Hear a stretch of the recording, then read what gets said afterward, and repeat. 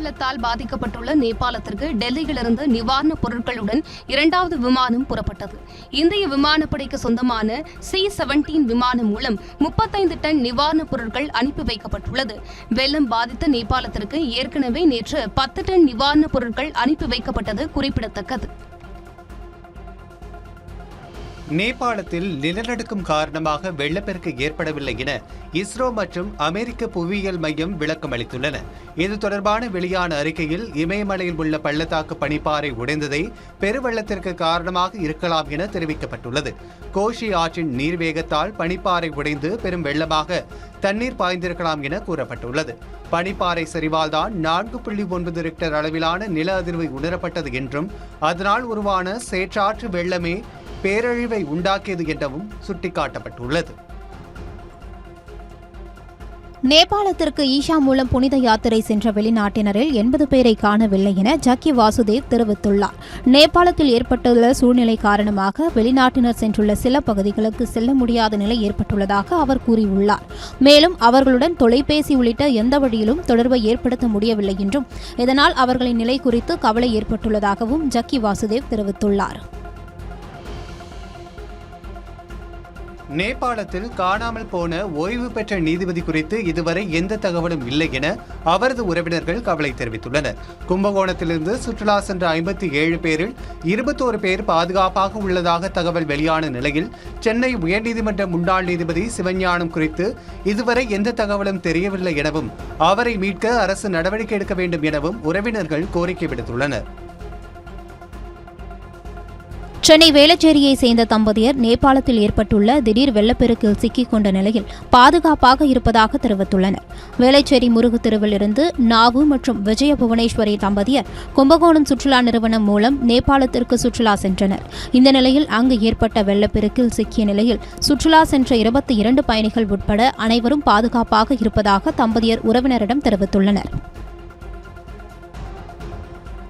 செங்கல்பட்டு மாவட்டம் பெரும்பாக்கத்தில் சுமார் 121.85 கோடி ரூபாய் மதிப்பீட்டில் கட்டப்பட்ட 400 புதிய காவலர் குடியிருப்புகளை முதலமைச்சர் ஜோசப் விஜய் காணொலி வாயிலாக திறந்து வைத்தார். சென்னை தலைமைச் செயலகத்தில் நடைபெற்ற நிகழ்ச்சியில் காவல்துறை மற்றும் தீயணைப்பு மீட்பு பணிகள் துறை சார்பில் மொத்தம் 164.76 கோடி ரூபாய் மதிப்பிலான புதிய கட்டிடங்களை முதலமைச்சர் விஜய் பயன்பாட்டிற்கு துவங்கி வைத்தார். மேலும் TNPSC குரூப் 1 மற்றும் தமிழ்நாடு மாசு கட்டுப்பாட்டு வாரிய பணிகளுக்கு தேர்வு செய்யப்பட்ட 126 பேருக்கு முதலமைச்சர் விஜய் பணி நியமன ஆணைகளை வழங்கினார். சென்னை ஆழ்வார்பேட்டையில் உள்ள அகர்வால் கண் மருத்துவமனையில் அமைக்கப்பட்டுள்ள நவீன கண் அறுவை சிகிச்சை மையத்தை முதலமைச்சர் விஜய் தொடங்கி வைத்தார். ஆழ்வார்பேட்டையில் உள்ள அகர்வால் கண் மருத்துவமனையில் அதிநவீன கண் அறுவை சிகிச்சை முறைகளை அறிமுகப்படுத்தும் சிறப்பு விழா நடைபெற்றது. இதில் முதன்மை விருந்தினராக முதலமைச்சர் விஜய் விருந்தினராக பங்கேற்று நவீன கண் அறுவை சிகிச்சை சேவைகளை பொதுமக்கள் பயன்பாட்டிற்காக தொடங்கி வைத்தார். ஒலிம்பிக்ஸில் பாதி போட்டிகளில் இந்தியர்கள் கலந்து கொள்வதே இல்லை என பிரதமர் மோடி தெரிவித்துள்ளார். கேலோ இந்தியாவின் சார்பாக காணொலி வாயிலாக பல்லாயிரக்கணக்கான விளையாட்டு வீரர்களுடன் பேசிய பிரதமர் மோடி, ஒலிம்பிக்ஸின் பதக்கப்பட்டியலில் வருவதற்கு கூட நாம் அதிக போட்டிகளில் பங்கேற்பதில்லை என்றும் பல ஆண்டுகளாக இதேபோல தொடர்கதையாக இருக்கிறது என்றும் கூறினார். பதக்க எண்ணிக்கை உயர்த்த மற்ற போட்டிகளிலும் நாம் நமது திறமையை வளர்த்துக் கொள்ள வேண்டும் என்றார். உலகின் அதிவேகமாக வளரும் பெரிய பொருளாதார நாடாக இந்தியா உள்ளது என மத்திய நிதியமைச்சர் நிர்மலா சீதாராமன் தெரிவித்துள்ளார். கனடாவின் டொரண்டோவில் நடந்த சர்வதேச வர்த்தக கண்காட்சியில் பேசிய அவர், வங்கிகள், நிறுவனங்கள் மற்றும் கட்டுப்பாட்டாளர்களுடன் ஒத்துழைப்பதற்கான குறிப்பிடத்தக்க வாய்ப்புகள் இந்தியாவில் உள்ளன என்று கூறினார். இந்தியா கனடா இருதரப்பு கூட்டாண்மை என்பது மூலதன பரிமாற்றங்களை தாண்டி ஆழமான நிறுவன ஈடுபாட்டை நோக்கி அதிகரித்து வருவதாகவும் அவர் தெரிவித்தார். தங்களுக்கு எதிரான தேர்தல் வழக்குகளை நிராகரிக்க கோரி முதலமைச்சர் விஜய் மற்றும் அமைச்சர் ஆதவர்ஜுனா தரப்பில் சென்னை உயர்நீதிமன்றத்தில் மனுக்கள் தாக்கல் செய்யப்பட்டன. பெரம்பூர் தொகுதியில் விஜயின் வெற்றிக்கு எதிராக வாக்காளர்கள் தினேஷ், லட்சுமி நரசிம்மன் மற்றும் திருச்சி கிழக்கு தொகுதியில் திமுக வேட்பாளர் இனிகோ இருதயராஜ் ஆகியோர் தேர்தல் வழக்குகள் தொடர்ந்திருந்தனர். இந்த வழக்குகள் நீதிபதி வி. லட்சுமி நாராயணன் முன் விசாரணைக்கு வந்த நிலையில் சில வழக்குகளின் விசாரணை ஆகஸ்ட் 28ஆம் தேதிக்கும் மற்ற வழக்குகளின் விசாரணை ஆகஸ்ட் 31ஆம் தேதிக்கும் ஒத்திவைக்கப்பட்டன. வரி விதிப்பை அதிகரித்துள்ளதன் மூலம் கிடைக்கும் வருவாயை கொண்டு மகளிருக்கு 2500 ரூபாய் வழங்கப்படும் என நிதியமைச்சர் மரிய வில்சன் தெரிவித்துள்ளார். வேளாங்கண்ணிக்கு நடைபயணமாக செல்லும் அவர் சீர்காழியில் செய்தியாளர்களிடம் பேசினார். அப்போது ஜிஎஸ்டி, பத்திரப்பதிவுத்துறை உள்ளிட்ட பல்வேறு துறைகளில் வரி விதிப்பை அதிகரித்துள்ளதாகவும் அதன் மூலம் வரக்கூடிய வருவாயை கொண்டு மகளிருக்கு உரிமைத் தொகை உயர்த்தி வழங்கப்படும் எனவும் தெரிவித்தார். தமிழ்நாட்டில் சுஸ்லான் நிறுவனம் விரிவாக்க நடவடிக்கைகளை மேற்கொள்ள உறுதியளித்துள்ளதாக தொழில்துறை அமைச்சர் கீர்த்தனா தெரிவித்துள்ளார். சட்டப்பேரவையில் விதி எண் 111 கீழ் திருத்த அறிக்கை வெளியிட்ட அமைச்சர், சுஸ்லான் நிறுவனம் தமிழ்நாட்டில் ரூபாய் 500 கோடி முதலீடு செய்து 600 பேருக்கு வேலைவாய்ப்பு வழங்கும் வகையில் ஒப்பந்தம் மேற்கொண்டுள்ளதாக கூறினார். மேலும் ஆந்திராவில் சுஸ்லான் மேற்கொண்ட ஒப்பந்தத்தை தமிழ்நாட்டுடன் தொடர்புபடுத்தக்கூடாது என்றும் அமைச்சர் கீர்த்தனா விளக்கம் அளித்தார். சென்னையில் டெங்கு பாதிப்பு அதிகமாக உள்ள நிலையில் வீடு வீடாக சென்று கண்காணிப்பு பணிகள் தீவிரப்படுத்தப்பட்டுள்ளதாக அமைச்சர் அருண்ராஜ் தெரிவித்துள்ளார். சட்டப்பேரவையில் பேசிய ஓ பன்னீர்செல்வம், இந்த ஆண்டு ஜூன் வரை தமிழ்நாட்டில் 7511 பேர் டெங்குவால் பாதிக்கப்பட்டு 3 பேர் உயிரிழந்துள்ளதாக தெரிவித்தார். இதனிடையே டெங்கு மற்றும் பன்றிக்காய்ச்சலை தடுக்க அரசு எடுத்த நடவடிக்கைகள் குறித்து எடப்பாடி பழனிசாமி கேள்வி எழுப்பினார். இதற்கு பதிலளித்த அமைச்சர் அருண்ராஜ், மருத்துவமனைகளில் சிகிச்சைக்கான அனைத்து ஏற்பாடுகளும் தயார் நிலையில் இருப்பதாக தெரிவித்தார். புதுக்கோட்டை உள்ளிட்ட டெல்டா மாவட்ட மக்களுக்கு ரயில்வே மேம்பாலங்கள் அமைக்க நடவடிக்கை எடுக்கப்படும் என சட்டப்பேரவையில் அமைச்சர் ஆதவ் அர்ஜுனா உறுதியளித்துள்ளார். புதுக்கோட்டை நகரின் 3 ரயில்வே கேட்டுகளில் மேம்பாலங்கள் இல்லாததால் ஏற்படும் போக்குவரத்து நெரிசல் குறித்து முன்னாள் அமைச்சர் ரகுபதி கேள்வி எழுப்பினார். இதற்கு பதிலளித்த அமைச்சர் ஆதவ் அர்ஜுனா, இப்பிரச்சினை குறித்து வரும் பட்ஜெட்டில் ரயில்வே மேம்பாலங்கள் அமைக்க உரிய நடவடிக்கை எடுக்கப்படும் என தெரிவித்தார். முதியவர்கள் மற்றும் கர்ப்பிணிகளுக்கு தேவைப்பட்டால் மருத்துவரின் ஆலோசனையின்படி தடுப்பூசி போடப்படும் என்று அமைச்சர் அருண்ராஜ் தெரிவித்துள்ளார். சட்டப்பேரவையில் முதியவர்கள் மற்றும் கர்ப்பிணிகளுக்கு H1N1 பன்றிக்காய்ச்சல் தடுப்பூசி போடப்படுமா என்ற கேள்விக்கு மருத்துவம் மற்றும் சுகாதாரத்துறை அமைச்சர் அருண்ராஜ் பதிலளித்துள்ளார். தமிழகத்தில் பன்றிக்காய்ச்சல் குறித்து பொதுமக்கள் அச்சப்பட தேவையில்லை என்றும் முதியவர்கள் மற்றும் கர்ப்பிணிகளுக்கு தேவைப்பட்டால் மருத்துவரின் ஆலோசனையின்படி தடுப்பூசி போடப்படும் என்றும் அமைச்சர் விளக்கமளித்தார். H1N1 குறித்து பொதுமக்கள் தேவையற்ற அச்சம் கொள்ள வேண்டாம் என்றும் கூறினார். சட்டப்பேரவையில் அமைச்சர்கள் பதிலளித்த பிறகு திமுகவினரை பேச அழைப்பதற்கு திமுக தரப்பில் எதிர்ப்பு தெரிவிக்கப்பட்டது. அறிவிப்புகளை வெளியிட்ட பிறகு விவாதம் நடத்தினால் விவாதம் அறிவிப்புகளை பற்றியே இருக்கும் என KN நேரு தெரிவித்தார். படம் ஓடாது என கருதி கிளைமேக்ஸை முதலில் போடுவது போல் உள்ளதாக எதிர்க்கட்சித் தலைவர் உதயநிதி ஸ்டாலின் விமர்சித்தார். கிளைமேக்ஸ் எப்போதும் கடைசியில்தான் வரும் என தங்கம் தென்னரசு கூறிய நிலையில் கிளைமேக்ஸை பார்க்காமல் சென்று விடுவார்கள் என்பதுதான் கவலை என சபாநாயகர் பதிலளித்தார்.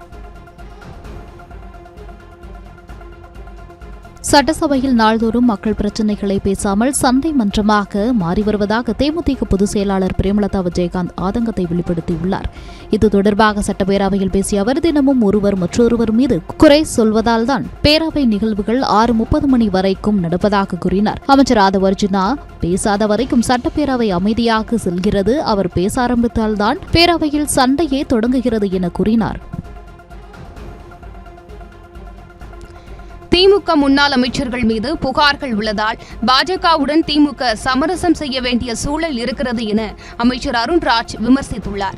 சென்னை விமான நிலையத்தில் செய்தியாளர்களை சந்தித்த தமிழக மருத்துவத்துறை அமைச்சர் அருண்ராஜ், தமிழகத்தில் பாஜகவை உறுதியாக எதிர்க்கும் ஒரே கட்சி தாவேகா தான் என தெரிவித்தார்.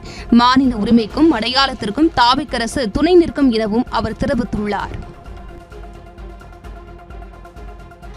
கடந்த காலங்களில் உயர்கல்வித்துறை மிகப்பெரிய ஊழல் சாம்ராஜ்யத்தின் கையில் சிக்கியிருந்தது என அமைச்சர் விஸ்வநாதன் குற்றம் சாட்டியுள்ளார். சென்னை விமான நிலையத்தில் செய்தியாளர்களை சந்தித்த தமிழ்நாடு உயர்கல்வித்துறை அமைச்சர் விஸ்வநாதன், திமுக ஆட்சி காலத்தில் காங்கிரஸ் மாநில அரசில் கூட்டணியில் இல்லை எனவும் மத்திய அரசில் மட்டுமே கூட்டணியில் இருந்தோம் என தெரிவித்தார். தமிழ்நாடு அரசின் தலைமை செயலாளர் மற்றும் குஜிலியம்பாறை வட்டாட்சியர் உட்பட தவறிழைத்தவர்கள் மீது உரிய நடவடிக்கை எடுக்க வேண்டும் என சிபிஎம் மாநில செயலாளர் சண்முகம் வலியுறுத்தியுள்ளார். மாணவர்கள் போராட்டத்தில் ஈடுபடுவதை தடுக்கும் வகையில் கல்லூரிகளுக்கு அனுப்பப்பட்ட சுற்றறிக்கை குஜிலியம்பாறையில் உள்ள கம்யூனிஸ்ட் நிர்வாகிகளின் பட்டியலை எடுக்க வட்டாட்சியர் உத்தரவு போன்றவற்றை கம்யூனிஸ்ட் கட்சியினரை கோபத்தில் ஆழ்த்தியுள்ளது. இது தொடர்பாக அவர் வெளியிட்டுள்ள கடிதத்தில் தமிழ்நாடு அரசின் தலைமை செயலாளர் மற்றும் குஜிலியம்பாறை வட்டாட்சியர் உட்பட தவறு இழைத்தவர்கள் மீது உரிய நடவடிக்கை எடுக்க வேண்டும் என்று கூறியுள்ளார். மேகதாது அணையால் தமிழகத்திற்கே நன்மை என கர்நாடக முதலமைச்சர் டி.கே. சிவகுமார் தெரிவித்துள்ளார். பெங்களூருவில் நடைபெற்ற நிகழ்ச்சி ஒன்றில் பேசிய அவர், நாடாளுமன்ற தொகுதி மறுவரையறை செய்தால் தென் மாநிலங்கள் பாதிக்கப்படும் என்று கூறினார். மேகதாதுவில் சேமித்து வைக்கப்படும் தண்ணீரில் 95% தமிழகத்திற்கு தான் பயன்படும் என்றும் அவர் தெரிவித்தார். டெல்லியின் சதர் பஜார் தெளிவாரா பகுதியில் பொதுப்பாதையை ஆக்கிரமித்த பகுதிகளை மாநகராட்சி அதிகாரிகள் அதிரடியாக அகற்றினர். கடைகளுக்கு வெளியே வைக்கப்பட்டிருந்த பொருட்கள், தற்காலிக கொட்டகைகள் உள்ளிட்ட ஆக்கிரமிப்புகள் அகற்றப்பட்டு பறிமுதல் செய்யப்பட்டன. சதர் பஜாரில் நிலவும் கடும் போக்குவரத்து நெரிசலை குறைக்கும் நோக்கில் இந்த நடவடிக்கை மேற்கொள்ளப்பட்டது. பாதசாரிகள் மற்றும் வாடிக்கையாளர்கள் தடையின்றி செல்லும் வகையில் பொதுப்பாதைகள் மீட்கப்பட்டன. ஆக்கிரமிப்புகள் மீண்டும் ஏற்படாமல் தொடர்ந்து கண்காணிப்பு பணிகள் மேற்கொள்ளப்படும் என மாநகராட்சி தெரிவித்துள்ளது. உத்தரப்பிரதேசத்தின் பிரயாக்ராஜில் ரக்ஷாபந்தனை முன்னிட்டு பெண்களுக்கு இலவச பேருந்து பயண வசதி அறிவிக்கப்பட்டுள்ளது. பெண்களுடன் பயணிக்கும் ஒரு துணையாளர் ஆண் அல்லது பெண் இந்த இலவச சேவையை பயன்படுத்தலாம். இதற்காக மொத்தம் 650 பேருந்துகள் இயக்கப்பட உள்ளன. சகோதரர்களை சந்தித்து ரக்ஷாபந்தன் கொண்டாட பெண்களுக்கு வசதியாக இந்த ஏற்பாடு செய்யப்பட்டுள்ளது. உத்தரப்பிரதேச அரசின் இந்த நடவடிக்கை பெண்களுக்கு மகிழ்ச்சியான மற்றும் சிரமமற்ற பண்டிகை பயணத்தை வழங்கும் என எதிர்பார்க்கப்படுகிறது. ஜம்மு காஷ்மீரின் அக்னூ செக்டரில் கட்டுப்பாடு கோடு பகுதியில் பாதுகாப்பு பணியில் ஈடுபட்டுள்ள இந்திய ராணுவ வீரர்களுக்கு பள்ளி சிறுமிகள் ராக்கி கயிறுகளை கட்டி ரக்ஷாபந்தன் பண்டிகையை கொண்டாடியுள்ளனர். மாணவிகள் வீரர்களுக்கு திலகமிட்டு இனிப்புகள் வழங்கி ராக்கி கயிறுகளை கட்டினர். குடும்பங்களை விட்டு தொலைவில் பணியாற்றும் வீரர்களுக்கு மாணவிகள் நன்றி தெரிவித்தனர். இதற்கு பதிலாக வீரர்கள் மாணவிகளுக்கு ஆசீர்வாதம் வழங்கி இனிப்புகள் மற்றும் பரிசுகளை வழங்கினர். இந்த ராணுவ நிகழ்வு ராணுவ வீரர்கள் மற்றும் உள்ளூர் மக்களிடையேயான நட்புறவை மேலும் வலுப்படுத்தியது. அலாஸ்காவில் சிறிய ரக ஹெலிகாப்டர் ஒன்று ஏரியில் விழுந்து விபத்துக்குள்ளானதில் அதில் பயணித்த 4 பேரும் உயிரிழந்த சம்பவம் பரபரப்பை ஏற்படுத்தியுள்ளது. அமெரிக்காவின் அலாஸ்காவில் உள்ள செல்டோவியா கடற்கரை பகுதிக்கு அருகே உள்ள கடல் நீரேரி பகுதியில் ஃபைபர் ரக சிறிய ரக ஹெலிகாப்டர் ஒன்று விழுந்து விபத்துக்குள்ளானது. ஃபீல்டு விமான நிலையத்திலிருந்து செல்வட்டோவியா உள்ளூர் விமான நிலையத்திற்கு சென்று கொண்டிருந்த போது சுமார் 15 அடி ஆழமுள்ள நீரில் மூழ்கியதாக கூறப்படுகிறது. இதில் பயணித்த 4 பேரும் உயிரிழந்ததாக அதிகாரிகள் தெரிவித்துள்ளனர். உத்தரப்பிரதேசம் கான்பூரில் கங்கை தடுப்பணை அருகே தனியார் பயிற்சி விமானம் விபத்துக்குள்ளானதில் விமானி ஒருவர் சம்பவ இடத்திலேயே உயிரிழந்தார். நந்து பூர்வா கிராமத்தில் வயல்வெளியில் விழுந்து விமானம் நொறுங்கியது. இந்த விபத்தில் விமானி சம்பவ இடத்திலேயே உயிரிழந்தார். அவருடன் பயணித்த துணை விமானி படுகாயங்களுடன் மீட்கப்பட்டு மருத்துவமனையில் அனுமதிக்கப்பட்டுள்ளார். விபத்திற்கான காரணம் மற்றும் தொழில்நுட்ப கோளாறு குறித்து அதிகாரிகள் விசாரணை நடத்தி வருகின்றனர். கேரளத்தில் ஓணம் பண்டிகையொட்டி கடந்த 8 நாட்களில் 771 கோடியே 29 லட்சம் ரூபாய்க்கு மது விற்பனை செய்யப்பட்டுள்ளது. 10 நாட்கள் நடைபெறும் ஓணம் பண்டிகையானது ஒவ்வொரு ஆண்டும் கேரளத்தில் மது விற்பனை அமோகமாக நடைபெறும். இதற்கு முந்தைய ஆண்டு ஓணம் பண்டிகை காலத்தின் இதே காலகட்டத்தில் 694 கோடியே 96 லட்சம் ரூபாய் மதிப்பிலான மது விற்பனை செய்யப்பட்டதாக அதிகாரிகள் தெரிவித்தனர். கடந்த ஆண்டோடு ஒப்பிடுகையில் இந்த ஆண்டு 76 கோடி ரூபாய் அதிகம் விற்பனையாகியுள்ளது.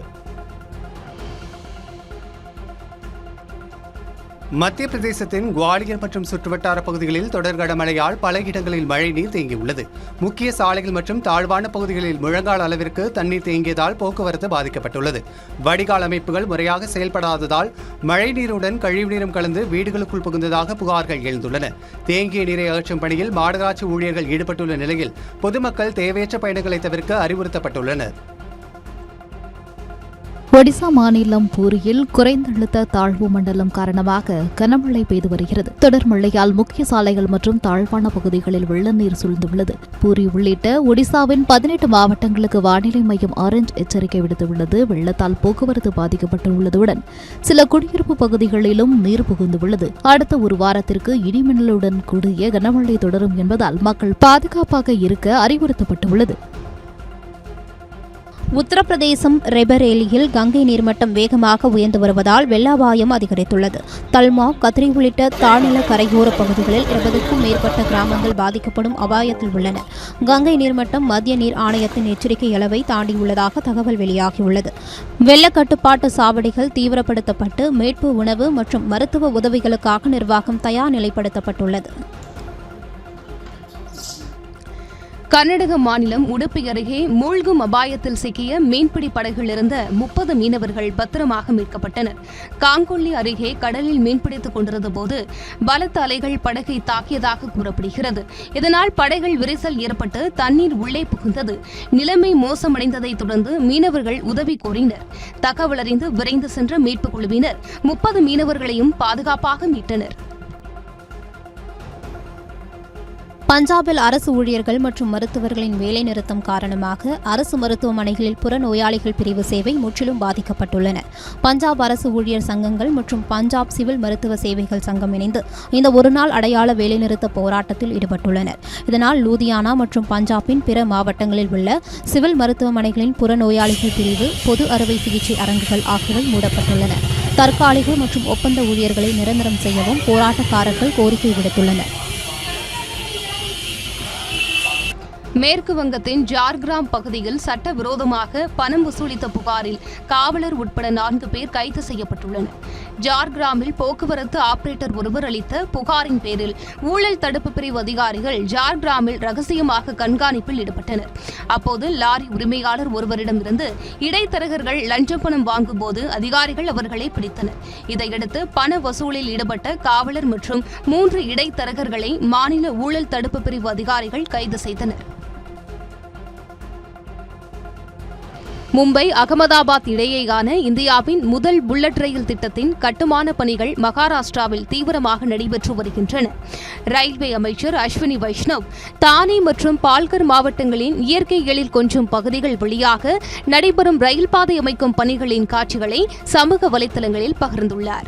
ஷில்பாட்டா முதல் மகாராஷ்டிரா குஜராத் எல்லையில் உள்ள ஜரோலி கிராமம் வரை 135.45 கிலோமீட்டர் நீளத்திற்கு உயர்மட்ட பாதை அமைக்கும் பணிகள் நடைபெற்று வருகின்றன.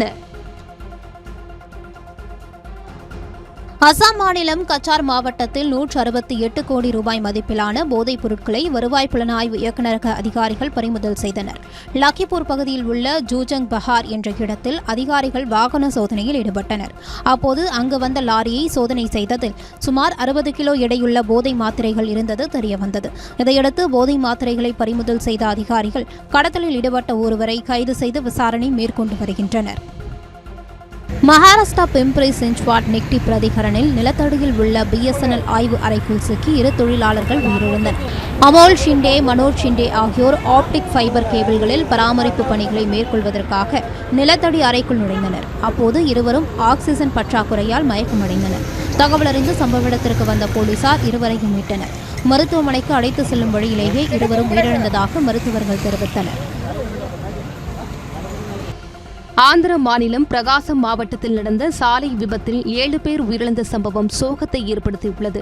சிலகலூரிப்பேட்டை மாவட்டம் ஏலூருவைச் சேர்ந்த 15 பேர் மஞ்சளூரில் நடைபெற்ற பிறந்தநாள் விழாவிற்கு நேற்றிரவு ஆட்டோவில் சென்றனர். அப்போது எதிரே வந்த தனியார் பேருந்து மீது ஆட்டோ மோதி விபத்துக்குள்ளானது. இதில் ஆட்டோவில் பயணம் செய்த 7 பேர் உயிரிழந்தனர். சம்பவ இடத்திற்கு வந்த போலீசார் படுகாயமடைந்த 6 பேரை மீட்டு மருத்துவமனைக்கு அனுப்பி வைத்தனர். விபத்து குறித்து போலீசார் வழக்கு பதிவு செய்து விசாரணை நடத்தி வருகின்றனர். திருப்பதி ஏழுமலையான் கோவிலில் நேற்று ஒருநாள் மட்டும் 4 கோடியே 19 லட்சம் ரூபாய் உண்டியல் காணிக்கையாக கிடைத்துள்ளதாக கோவில் நிர்வாகத்தினர் தெரிவித்துள்ளனர். திருப்பதி ஏழுமலையான் கோவிலில் நேற்று 77,568 பக்தர்கள் சுவாமி தரிசனம் செய்தனர். இதில் ஒரு உண்டியல் காணிக்கை 4 கோடியே 19 லட்சம் ரூபாய் உண்டியல் காணிக்கையாக கிடைத்துள்ளதாக கோவில் நிர்வாகத்தினர் தெரிவித்துள்ளனர். 4,15,000 லட்டுகள் விற்பனை செய்யப்பட்டன.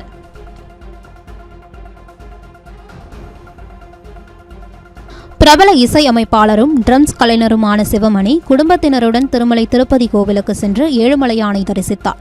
சிறப்பு பிரார்த்தனைகளை மேற்கொண்ட அவர் உலக மக்கள் மகிழ்ச்சியுடனும் வளமுடனும் வாழ இறைவனை வேண்டியதாக தெரிவித்தார். கோவிலுக்கு வந்திருந்த ரசிகர்கள் மற்றும் பக்தர்களுடன் அவர் கலந்துரையாடி புகைப்படங்களும் எடுத்துக்கொண்டார். திருச்செந்தூர் சுப்பிரமணிய சுவாமி கோயில் ஆவணி விழா கொடியேற்றத்தை பஞ்சாங்க நேரத்தில் நடத்த உத்தரவிடக் கோரிய வழக்கில் கோயில் நிர்வாகம் பதிலளிக்க உயர்நீதிமன்ற அமர்வு உத்தரவிட்டுள்ளது. விநாயகர் நிர்ணயித்த கொடியேற்ற நேரத்தை கோயில் நிர்வாகம் மாற்றியதற்கு எதிராக வழக்கு தொடரப்பட்டது. பஞ்சாங்கத்தில் குறிப்பிடப்படும் நேரத்திலேயே கோவில் சடங்குகள் நடத்தப்பட்டு வருவதால் பக்தர்களின் உணர்வுகளுக்கும் பாதிப்பை ஏற்படுத்தும் என மனுவில் தெரிவிக்கப்பட்டது. இந்த வழக்கை விசாரித்த உயர்நீதிமன்ற மதுரை அமர்வு நேரம் எல்லோருக்கும் பொதுவானது என தெரிவித்து உரிய விளக்கங்களை பெற்றுத்தர உத்தரவிட்டனர். இந்திய தலைமையிலான பிரிக்ஸ் உச்சி மாநாடு வருகிற செப்டம்பர் 12, 13 ஆகிய தேதிகளில் நடைபெற உள்ளதாக அதிகாரப்பூர்வமாக அறிவிக்கப்பட்டுள்ளது. 18வது பிரிக்ஸ் உச்சி மாநாடு இந்தியா தலைமையில் டெல்லியில் நடைபெற உள்ளது. இந்த உச்சி மாநாட்டில் போர் மற்றும் அமைதி, புவிசார் அரசியல், பொருளாதார ஆளுகை உள்ளிட்டவை குறித்து விவாதிக்கப்படும். மேலும் இந்த மாநாட்டில் கலந்து கொள்வதற்காக 7 ஆண்டுகளுக்கு பிறகு சீன அதிபர் ஜின்பிங் இந்தியாவுக்கு வருகை தருகிறார். அது மட்டுமின்றி சுமார் 400 பேர் கொண்ட குழுவுடன் அவர் இந்தியாவுக்கு வருகை தருவார் என கூறப்படுகிறது. குழந்தைகள் மற்றும் சிறார்கள் ஃபேஸ்புக், இன்ஸ்டாகிராம் ஆகிய சமூக வலைதள பக்கங்களை பயன்படுத்த புதிய கட்டுப்பாடுகளை கொண்டுவர அமெரிக்க நீதிமன்றத்தில் மெட்டா நிறுவனம் ஒப்புக்கொண்டுள்ளது. சிறார்கள் அதிக நேரம் சமூக வலைதள பக்கங்களில் நேரத்தை செலவிடுவதால் ஏற்படும் மிகப்பெரிய அச்சுறுத்தல்களை எதிர்த்து தொடரப்பட்ட வழக்கில் இந்த நடவடிக்கை எடுக்கப்பட்டுள்ளது. 18 வயதுக்கு குறைவானவர்கள் ஃபேஸ்புக், இன்ஸ்டாவை ஒரு நாளைக்கு அதிகபட்சம் 2 மணி நேரம் மட்டும்தான் பார்க்க முடியும் என்பது உள்ளிட்ட கட்டுப்பாடுகள் நடைமுறைக்கு வருகிறது. அமெரிக்க ஓபன் டென்னிஸ் தொடரின் கலப்பு இரட்டையரில் மென்சிக் முசோவா ஜோடி சாம்பியன் பட்டம் வென்றது. கிராண்ட்ஸ்லாம் அந்தஸ்து பெற்ற அமெரிக்க ஓபன் டென்னிஸ் போட்டியில் கலப்பு இரட்டையர் சுற்று நியூயார்க்கில் நடந்து வருகிறது. இதில் கலப்பு இரட்டையர் பிரிவின் இறுதிச் சுற்று போட்டியில் மென்சிக் கரோலினா ஜோடி கோபாலி பெலிண்டா ஜோடியுடன் மோதியது. இதில் சிறப்பாக ஆடிய மென்சிக் முசோவா ஜோடி 6-3, 1-6, 10-6 என்ற செட் கணக்கில் வென்று சாம்பியன் பட்டம் வென்று அசத்தியது. விஜய் தேவர்கொண்டா, ராஷ்மிகா மந்தனா இணைந்து நடித்துள்ள ரணவலி திரைப்படம் அக்டோபர் 16ஆம் தேதி திரையரங்குகளில் வெளியாக உள்ளதாக படக்குழு அறிவித்துள்ளது.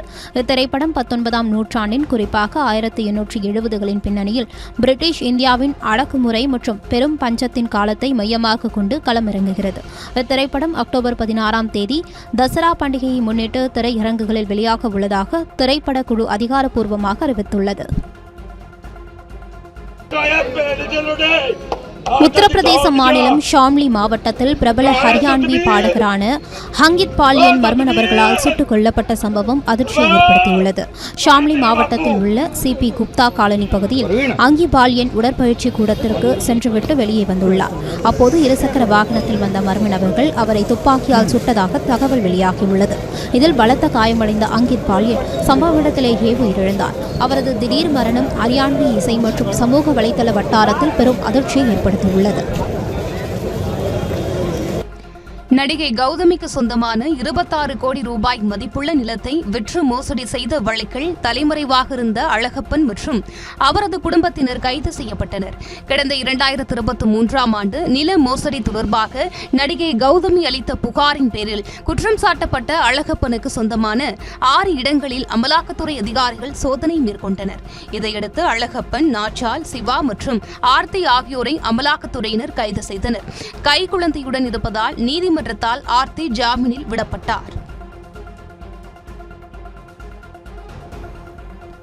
சென்னை வில்லிவாக்கத்தில் பச்சிளம் குழந்தையை விற்பனை செய்த தாய், இடைத்தரகர்கள் மற்றும் மருத்துவர் உட்பட 5 பேரை போலீசார் கைது செய்தனர். வில்லிவாக்கத்தை சேர்ந்த பவித்ரா என்ற பெண்ணிற்கு கடந்த 18ஆம் தேதி அதே பகுதியில் உள்ள தனியார் மருத்துவமனையில் பெண் குழந்தை பிறந்த நிலையில் அதனை 3 லட்சம் ரூபாய்க்கு விற்பனை செய்துள்ளார். இது குறித்து அறிந்த போலீசார் குழந்தையை விற்ற 5 பேரை கைது செய்தனர். தென் அமெரிக்காவை சேர்ந்த பத்திரிகையாளர்கள், வரலாற்று ஆய்வாளர்கள் செங்கல்பட்டு மாவட்டம் மாமல்லபுரத்திற்கு வருகை தந்தனர். Brazil, Peru, Bolivia, Chile, Colombia, Paraguay, Uruguay, Ecuador ஆகிய நாடுகளை சேர்ந்த பத்திரிகையாளர்கள், வரலாற்று ஆய்வாளர்கள் என 40 பேர் அந்த குழுவில் இடம்பெற்றிருந்தனர். மாமல்லபுரத்தில் உள்ள பல்லவர் கால பிரதான சிற்பங்கள், குடைவரை கோவில்கள், அர்ஜுனன் தபசு உள்ளிட்ட பாரம்பரிய சிற்பங்கள் பற்றியும் கேட்டறிந்தனர். சேலம் மாவட்டம் சங்ககிரியில் விநாயகர் சதுர்த்தியை முன்னிட்டு ஆயிரக்கணக்கான விநாயகர் சிலைகளை தயாரித்து வர்ணம் பூசும் பணி தீவிரமாக நடைபெற்று வருகிறது. அரசராமணி, செட்டிப்பட்டி, மோட்டூர் பகுதியில் உள்ள சிற்பக்கடல் கைவினை கூடத்தில் 1/2 அடி முதல் 10 அடி உயரம் வரையிலான சிலைகள் தயாராகி வருகின்றன. தண்ணீரில் எளிதில் கரையும் கிழங்கு மாவுகளை பயன்படுத்தி சிலைகள் தயாரிக்கப்படுவதாக கைவினை கலைஞர்கள் தெரிவித்தனர்.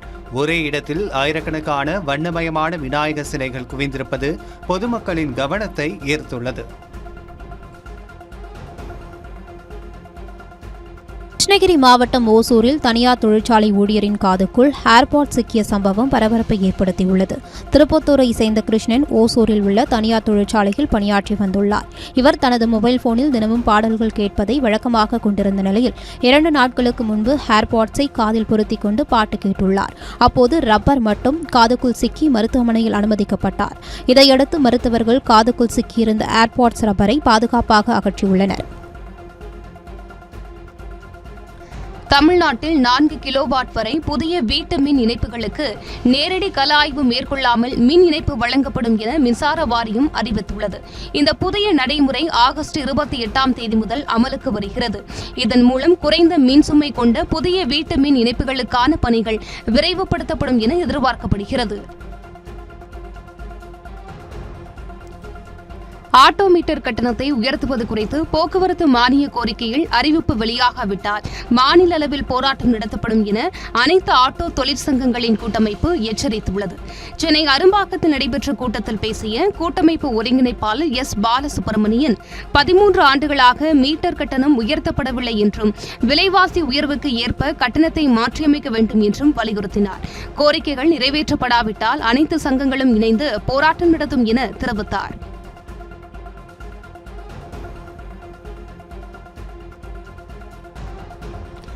பரந்தூர் திட்டம் கைவிடப்படுவதாக முதலமைச்சர் அறிவித்ததை தொடர்ந்து பரந்தூர் மற்றும் சுற்றுவட்டார பகுதிகளில் நிலத்தின் விலை கடுமையாக சரிந்துள்ளது. பரந்தூரில் விமான நிலையம் அமைய உள்ளதாக எதிர்பார்க்கப்பட்டதால் கடந்த காலங்களில் அப்பகுதியில் நிலத்தின் விலை பல மடங்கு உயர்ந்தது. தற்பொழுது திட்டம் ரத்து செய்யப்பட்டுள்ள நிலையில் பரந்தூர் மற்றும் அதன் சுற்றுவட்டார பகுதிகளில் உள்ள நிலத்தின் மதிப்பு 50% வரை குறைந்துள்ளதாக கூறப்படுகிறது. அதிக விலை கொடுத்து நிலங்களை வாங்கி வைத்திருந்த ரியல் எஸ்டேட் முதலீட்டாளர்கள் மற்றும் தரகர்கள் தற்போதைய விலை சரிவால் அதிர்ச்சியடைந்துள்ளனர். சேலம் மாவட்டம் மேட்டூர் அணையின் நீர்மட்டம் அதன் முழு கொள்ளளவான 90 அடியை நெருங்கி வருகிறது. மேட்டூர் அணையில் 51.78 TMC நீர் இருப்பு உள்ள நிலையில் குடிநீர் தேவைக்காக வினாடிக்கு 2000 கன அடி நீர் வெளியேற்றப்பட்டு வருகிறது. இதனிடையே மேட்டூர் அணையிலிருந்து செப்டம்பர் 1ஆம் தேதி முதல் 45 நாட்களுக்கு காவிரி டெல்டா பாசனத்திற்கு முதலமைச்சர் விஜய் தண்ணீர் திறக்கப்பட உள்ளதாக தகவல் வெளியாகியுள்ளது. முதலமைச்சரின் வருகையை முன்னிட்டு மேட்டூர் பகுதியில் பாதுகாப்பு ஏற்பாடுகள் மற்றும் முன்னெச்சரிக்கை நடவடிக்கைகள் தீவிரப்படுத்தப்பட்டுள்ளன. தருமபுரி மாவட்டம் ஒகேனக்கல் காவிரி ஆற்றில் நீர்வரத்து வினாடிக்கு 6500 கனஅடியாக தொடர்ந்து வருகிறது. ஒகேனக்கல் அருவி மற்றும் காவிரி ஆற்று பகுதிகளில் நீரின் வேகம் அதிகமாக காணப்படுகிறது. நீர்வரத்து காரணமாக சுற்றுலா பயணிகள் ஆற்றில் குளிக்கவும் பரிசல் இயக்கவும் விதிக்கப்பட்ட தடை 12வது நாளாக நீட்டிக்கப்பட்டுள்ளது. ஒகேனக்கலுக்கு வரும் சுற்றுலா பயணிகள் பாதுகாப்பு காரணங்களுக்காக ஆற்றில் இறங்கவோ பரிசல் சவாரி மேற்கொள்ளவோ கூடாது என அறிவுறுத்தப்பட்டுள்ளன. மேலும் ஆற்றின் நீர்மட்டம் மற்றும் நீர்வரத்து நிலவரத்தை அதிகாரிகள் தொடர்ந்து கண்காணித்து வருகின்றனர். ஈரோடு மாவட்டம் பவானிசாகர் அணைக்கு வரும் நீரின் அளவு வினாடிக்கு 3789 கனஅடியிலிருந்து 2412 கனஅடியாக குறைந்துள்ளது. அணையின் நீர்மட்டம் தற்போது 51.78 அடியாக உள்ளது. அணையில் மொத்தம் 4.8 TMC நீர் இருப்பு உள்ள நிலையில் அணையிலிருந்து வினாடிக்கு 2400 கன அடி நீர் வெளியேற்றப்பட்டு வருகிறது. நீர்வரத்து தொடர்ந்து குறைந்து வருவதால் அணையின் நீர்மட்டத்தை அதிகாரிகள் கண்காணித்து வருகின்றனர். கோயம்புத்தூர் மாவட்டம் வால்பாறை செல்லும் சாலையில் டென்சி என்கின்ற காட்டு யானை உலா வந்ததால் வாகன ஓட்டிகள் அச்சமடைந்தனர். வனப்பகுதியிலிருந்து வெளியேறிய டென்சி என்கின்ற காட்டு யானை பொள்ளாச்சியிலிருந்து வால்பாறை செல்லும் சாலையில் உலா வந்துள்ளது. அங்கிருந்த மரக்கிளைகளை உடைத்து சாலையில் போட்டு நீண்ட நேரம் சாலையிலேயே நின்றதால் அப்பகுதியில் சிறிது நேரம் போக்குவரத்து பாதிப்பு ஏற்பட்டது. இது குறித்த வீடியோ இணையத்தில் வெளியாகி வைரலாகியுள்ளது. சர்க்கரை விலை உயர்வால் நெல்லையில் பிரபல இனிப்பு வகையான அல்வாவின் விலையும் உயர்ந்துள்ளது. கடந்த சில நாட்களாக சர்க்கரையின் விலை கடுமையாக உயர்ந்து வரும் நிலையில் நெல்லை மாவட்டத்தின் பிரபல அல்வா கடையான இருட்டுக்கடையில் 1 கிலோ அல்வா 40 ரூபாய் வரை விலை உயர்த்த திட்டமிடப்பட்டு அதற்கான அறிவிப்பும் வெளியிடப்பட்டுள்ளது. இதேபோல் நெல்லையில் அல்வாவின் விலை 20 ரூபாய் முதல் 40 ரூபாய் வரை விலை உயர்த்தப்பட்டு விற்பனை செய்யப்படுகிறது. நீலகிரி மாவட்டம் குன்னூர் வெலிங்டன் ராணுவ பயிற்சி மையத்தில் ராணுவ வீரர்கள் ஓணம் பண்டிகையை கோலாகலமாக கொண்டாடினர். முன்னதாக பெண்கள் அத்தப்பூ கோலமிட்டு மாவேலி மன்னனை வரவேற்றனர். அதனைத் தொடர்ந்து ராணுவ அதிகாரிகளின் குடும்பத்தினர் பாரம்பரிய உடை அணிந்து நடனமாடினர். தொடர்ந்து ராணுவ வீரர்களின் பல்வேறு கலை நிகழ்ச்சிகள் நடைபெற்றது.